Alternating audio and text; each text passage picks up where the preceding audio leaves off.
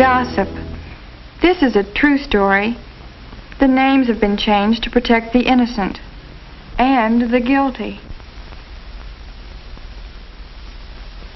Mainly, it's the story of Laura and Jean. Laura and Jean were best friends. They double dated together, they studied together, and often, after school, they went to the corner drugstore together. The drugstore was a favorite hangout. Some of the kids drank Cokes, others read magazines, and they all talked. Talking's lots of fun, except sometimes when you talk about people. That's when the trouble starts. I saw them together yesterday. Of course, I'm just telling you what I saw and heard, but, well, Helen... Hi, everyone. I'm sorry to interrupt, but, Laura, don't you and Mary forget the meeting in Mrs. Hoover's office tomorrow afternoon at 3:30. 3:30. Okay, what meeting's this? The Pep Club, Frida. We've got to nominate people for next year's officers. Who's going to be up for president? Well, The names will be posted on the bulletin board Thursday morning, Frida. Oh, sure, but come on now, you must have some idea now who'll be... Nope. Bye, everyone. Bye. Well, who does she think she is, keeping it all to herself? Is friend Jean your candidate for Pep Club president, Laura? Well, Laura's going to put up whoever's most qualified, Frida. Is Jean qualified, Laura? Is she? You'll find out Thursday, along with the rest of us. Well, wish I had a friend on the nominating committee. You have me, Frida. Well, like I was saying, I saw them together yesterday. Well, Tom said that really there wasn't anything. Laura. Laura, I've been thinking, maybe for the next few days, while you're working on the nominating committee, well, maybe we shouldn't see each other quite so much. are you afraid of what Frida Thompson will say? Well, sometimes people like Frida Thompson can make a lot of people believe what she says. Oh, Jean, don't be silly. Why, no one would dare say that you didn't deserve to be nominated for president. Why, you've worked harder than anyone in the club, and you're dependable, and you make good grades, And you're just about the best friend a girl ever had. But, well, let's not give Frida a chance to do any talking. All right, but I sure hate to have to worry about what people will say. So do I. But you have to sometimes, I guess. And Laura, if anything ever should come up about one of us, let's ask right out. Get the facts. No jumping to conclusions.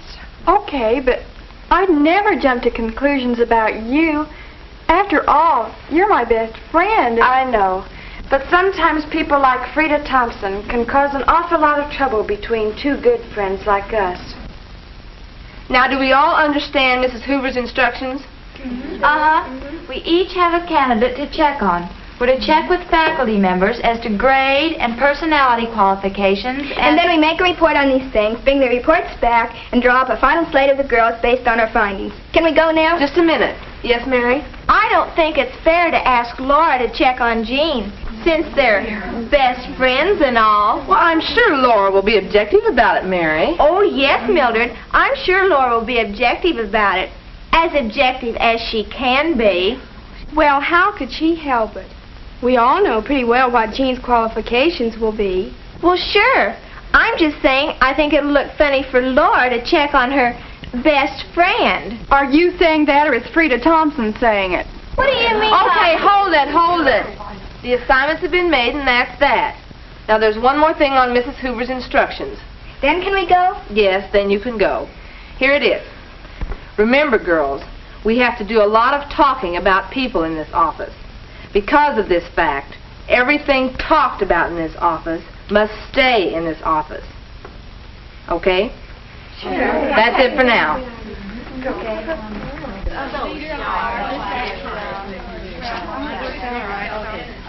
Okay, bye. Hi, Laura. Hi, Frida. Do you still go steady with Jim? Why, yes. Does your best friend go steady with him, too? What do you mean? Look. Frida, he's just taking her home. Why isn't he waiting for you? Well, I told him not to because of the meeting. Well, when the cat's away, the mice will. Bye now. Why isn't he waiting for you? Let's not jump to conclusions. Let's always get the facts. Yes, Laura, I think Jean would be a good choice for Pep Club president. Jean. Hello, Mrs. Anderson. Hi, Hi, Jean. Laura. Hi, Jean. Here are the tests, all done. Would you like me to put them in the drawer for third hour? No, just set them on top of the file. I'd like to check them over, please. Well, thank you very much. Mr. Summers would like to see you in the office when you're through here. All right. Thank you. I'll see you both Thanks later. again. Bye. How she can make up so many different questions year after year, I'll never know. Jean. Oh, Larry, come here a minute. I have something I'd like to tell you. What can I do for you, cutie? You're in Mrs. Anderson's third hour class, aren't you? Don't I look like it? I've been up most of the night studying for that quiz of hers. Well, there's some things I'd like to talk to you about. While we have a few minutes now before class starts.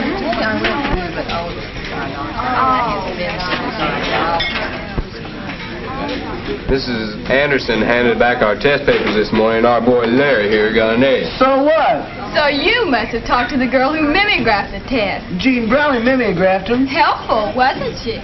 Jean and I were talking the other day in Mrs. Anderson's room about the party we were going to do. Got answers, you mean. Oh, what color? Big news, big news. Guess who I saw exchanging notes in study hall? I know, teacher. Jim O'Donnell and Jean Brownlee. But I thought Jim was going steady with Laura. That's exactly what makes this big news. Oh, Rita, don't be silly. Exchanging notes doesn't mean a thing. Well, I'm just telling you what I saw, and seeing's believing. Not always. Well, just yesterday after the meeting, then Well, why didn't somebody tell me? I did.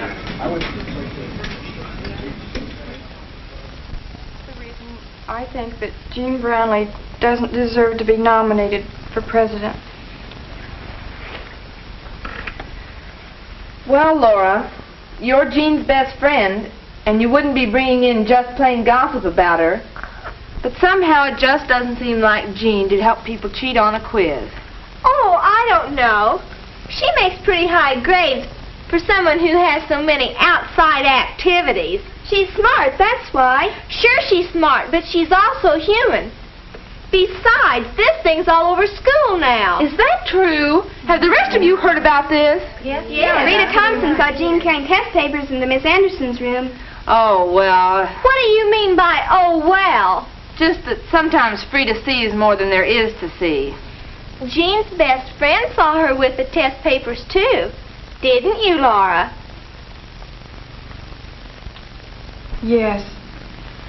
Larry Smith wasn't the only poor student to make an A on that test. There was Jean Miller and Frank Horton. All right. This is getting a little messy. We probably ought to talk to Mrs. Hoover about it. Why can't we take care of it? Look, Mildred, we all like Jean. But let's admit it, this thing's all over school. If we put Jean's name on the slate now, every girl in the pep club would be screaming about it. They would. I agree. And I move we drop Jean Brownlee's name from the slate. How about Cynthia Smith? Cynthia. All right. You win. We'll put Cynthia's name on the ballot and scratch Jean's off. But don't forget what Mrs. Hoover said. Everything that's said in this office stays in this office. Now, Jean will probably feel real bad that she's not on the ballot anyway, so let's not make it any worse. All right, now about the other officers. Let's go to class,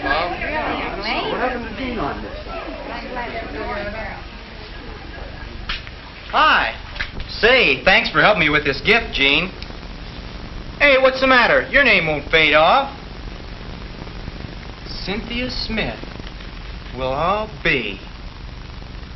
Oh, look, Jean, it's only an office. Why, 20 years from today, you won't even remember it. Oh, I'll remember it all right. 'Cause it's my best friend's birthday. See you later, Jim. Bye. Golly, Jean, I'm sorry about your not getting on the pep club slate. Everyone who's up there will do a fine job, I'm sure. Jean, there's something I want to tell you for your own good. Now, I can't tell you who told me, but, well, I know why you didn't get on the pep club ballot. You see, when Laura came into the meeting the other day, it came up about that cheating on the tests in Miss Anderson's room. And, well, you mimeographed the test, and Laura saw you talking to Larry Smith that afternoon. I don't understand. It's not true. None of it's true. Laura, you know I wouldn't do a thing like that. Why didn't you come and ask me about it? We weren't supposed to talk about it outside the meeting. You weren't. I don't understand. I thought we were always going to get the facts before we jumped to conclusions. I thought I had the facts. But you didn't. You didn't. Jean, you're making it worse than it really is. No, I'm not. It's a big lie. You can live it down. Why? Why do I have to live it down? Why do I have to live down a big lie? Laura, who started it? Tell me, who started it? I can't. Why?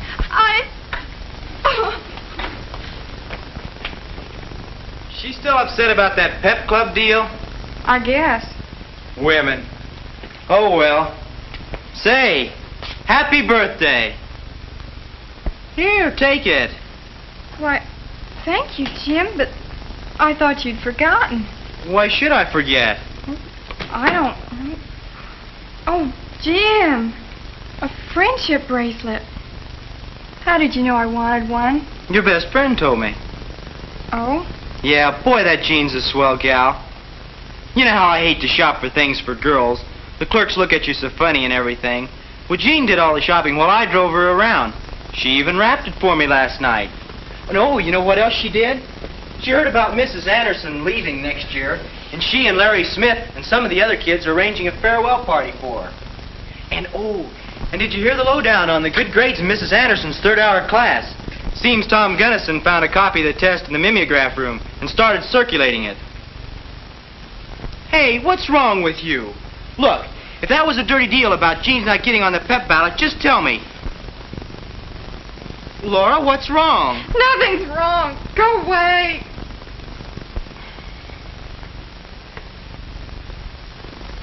No, nothing was wrong, except that everything was wrong. Can Laura do anything to help Jean now that she's sorted the facts from the gossip? How can you tell the difference between fact and gossip? What do you think?